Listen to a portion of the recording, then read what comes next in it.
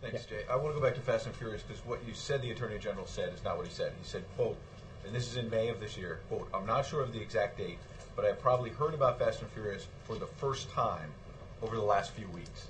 Now these documents that Jake was referring to say that he was actually told the first time about this July 2010 and October of 2010. Well, you're suggesting, first of all, I will refer you to the Department of Justice. It's handling this. Attorney General, so. Yes, and the President believes he's an excellent Attorney General and has great confidence in him. And we absolutely know that the testimony he gave was consistent and truthful. And so has confidence in him if he's a year if off a piece of paper and a document that's many, many pages long contained a phrase that discussed nothing about the tactics that are at issue here, I think what we're talking about. I just want to be clear. In his quote, he never said tactics. He said the Attorney General's testimony was consistent. In July, he heard about it.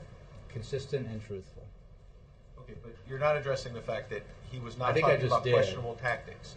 In his quote in May, he said the first time I heard about it. The issue here is not the name; it's what happened and the questionable tactics. When he heard that, as testified, he asked the Inspector General's office to investigate it aggressively, and he has cooperated with the Department of Justice, has cooperated with the congressional investigation.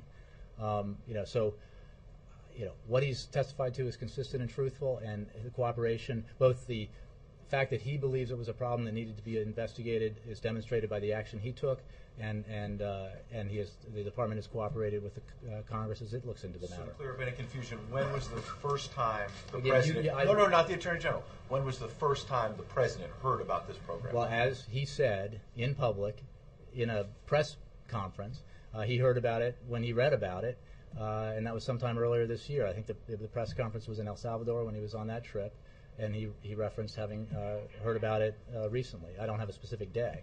Okay. And Cheryl Atkinson of CBS News is saying that a few days ago, I believe, a White House official and a Justice Department official was yelling and screaming at her. She's been reporting about this for some time, about this whole story.